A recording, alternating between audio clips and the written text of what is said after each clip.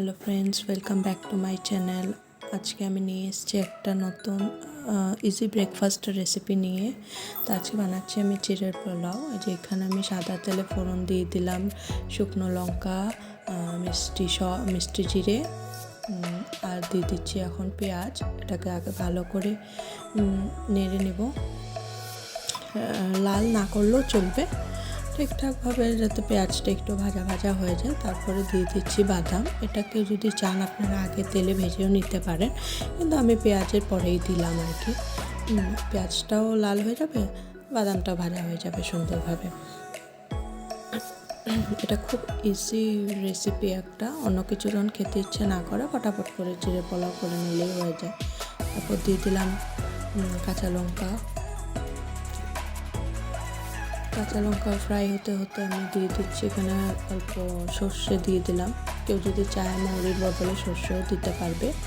এখানে সবজি আমি কেটে রেখেছিলাম, আলু, বিনস, চাইলে আপনারা আরও কিছু অ্যাড করতে পারেন, মটরশুঁটিও দিলাম।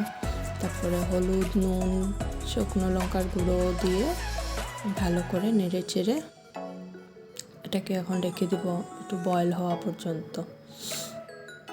আপনারা চাইলে আপনারা আরও কিছু সবজিও অ্যাড করতে পারেন, যেরকম ফুলকপি, গাজর এসবও অ্যাড করা যায়, কিন্তু আমি আর করলাম না।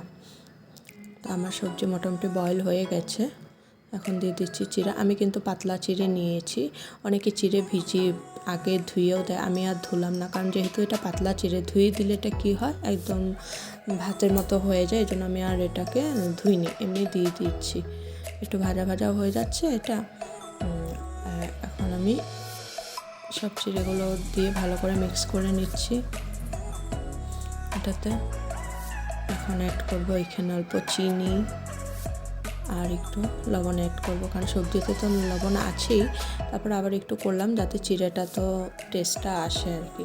তারপরে এখন দিয়ে দিলাম একটু জল, কারণ জলটা দেওয়ার কারণ হলো এটাই, চিড়েটা জলটাকেও সোক করে নেবে আর সুন্দর বেশ ঝরঝরেও থাকবে, আর বেশ কাঁচা কাঁচা ভাবটা থাকে না, চিড়েটাও সুন্দর বয়েল হয়ে যায়।